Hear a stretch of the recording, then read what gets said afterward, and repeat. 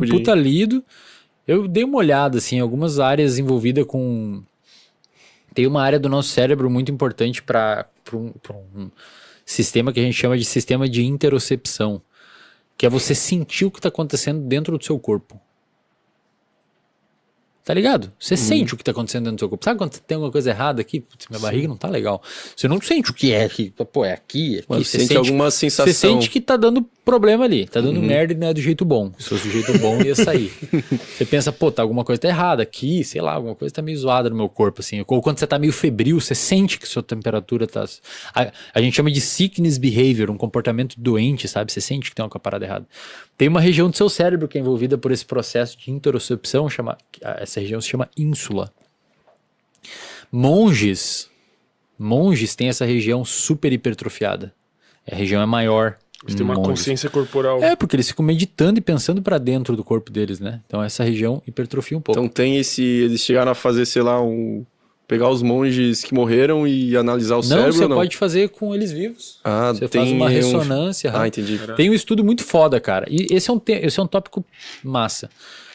Meu Deus. Tem um estudo muito foda, cara, que eles fizeram. Foi publicado na revista Cell também. Essa revista maneira pra caramba. A Cell tem uns artigos bem legais. O que eles fizeram? Pra você ser taxista em Londres, né? Você precisa lá pegar mal você usar GPS. Em Londres, os taxistas pega mal usar. O cara precisa saber de cabeça. Tem que saber de cabeça. E a prova para passar para ser um taxista oficial em Londres, você tem que decorar mais ou menos 25 mil ruas. Caralho. 25 mil? Tem um pedaço de um mapa lá, você tem que estudar aquelas ruas, você não precisa saber todas de cor. Mas é aquilo que você tem que saber o máximo possível dali, aquele trajeto. Meu pai. Né? O que os caras pegaram, a galera? Pegou quem se candidatou para a prova, fez uma ressonância magnética da cabeça das pessoas e foi olhar o hipocampo. Hipocampo é uma região do cérebro envolvida com formação e armazenamento de novas memórias. O que ele viu? Todo mundo tinha o hipocampo do mesmo tamanho, mais ou menos, em média. Homens saudáveis, de tal ano, sem doenças. Aqueles fumantes eles tiraram, quem bebia muito álcool eles tiraram. Controlaram as variáveis, né? Quem teve trauma ou tomava algum antidepressivo eles tiraram. Pegaram uma galera sem influências externas. Todo mundo com o hipocampo mais ou menos do meu tamanho. Aí a galera começou a estudar para a prova. Depois da prova, eles pegaram aqueles que reprovaram e aqueles que passaram e foram olhar o tamanho do hipocampo. Aqueles caras que reprovaram, que passaram na prova, tinham o hipocampo maior. A região envolvida por processamento de memória estava aumentada. Eles ficaram mais inteligentes. E isso acontece com o nosso cérebro, cara. Sempre. Mas isso aí foi um intervalo de tempo pequeno, assim? É. Tipo, já foi suficiente pra... 3 meses, 4 estudando, aumentar cara. o tamanho Isso a gente chama de neuroplasticidade.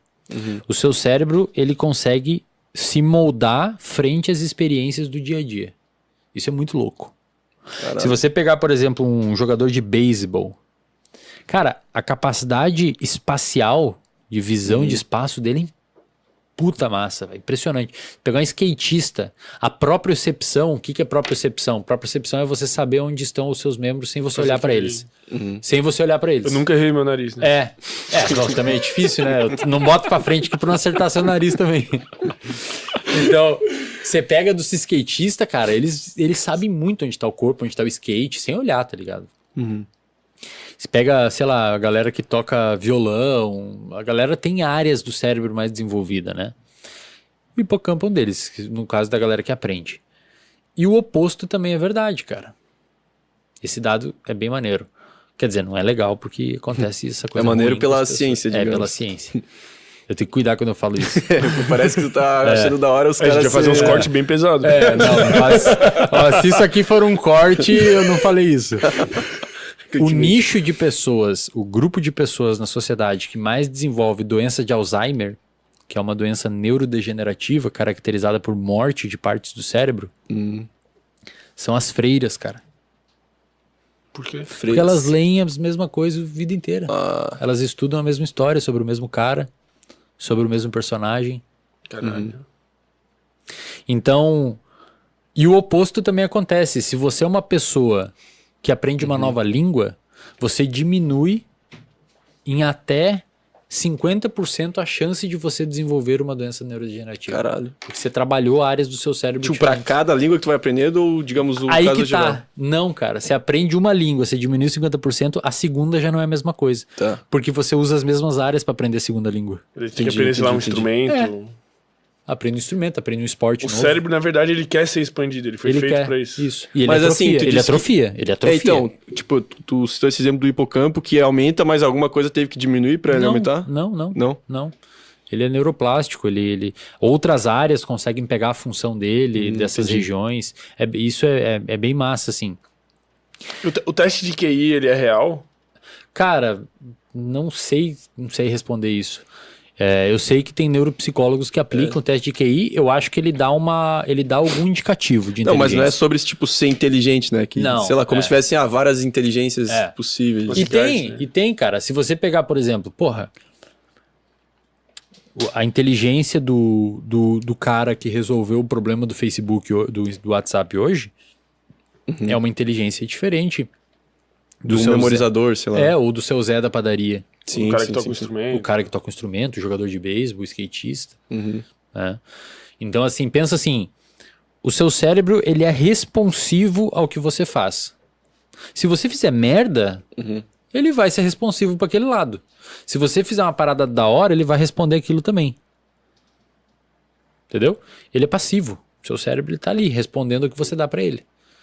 Pô, se você for um cara ativo, estuda música, estuda não sei o quê, acompanha a política, acompanha o clima, sabe o que está acontecendo no Congresso, sabe o que está acontecendo nos podcasts, sabe o que está acontecendo sei lá, na comunidade, sabe que voltou não sei o quê, sabe que o pessoal tá ali. Tu tem um cérebro ativo. Cara, inclusive, essa atividade cerebral é fator protetor contra o desenvolvimento de doenças psiquiátricas, cara. Se você pegar hoje pessoas com maior grau educacional, são mais protegidas a desenvolver problema psiquiátrico.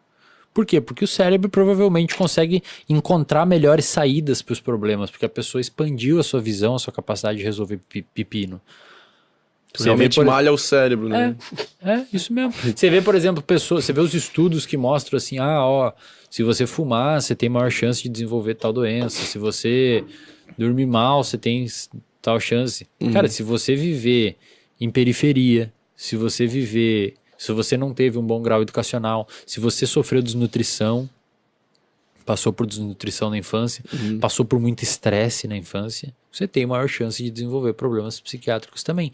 Ou seja, a ciência, ela deveria ser utilizada inclusive para fundamentar pautas públicas. Pois é. Por exemplo, no meu mestrado, eu vi o quê? Eu vi que se você pegar camundongos e colocar eles num ambiente enriquecido, o que é isso? Cara, pega um ambiente, uma caixinha onde ficam os camundongos, bota uma rodinha de correr, bota um Lego, faz escadinha, bota umas redes, bota uns caninhos para eles passarem por dentro, uns montinhos de papelzinho para eles brincar. E depois você submete esses animais a um grande estresse, que normalmente leva os animais a ficar meio deprimido, tem como medir depressão em camundongo. Aqueles animais que ficaram no ambiente enriquecido, eles ficam protegidos contra o desenvolvimento de depressão comparado aos animais que ficaram no ambiente pobre. Caralho. E tem outros estudos mostrando em humanos, cara.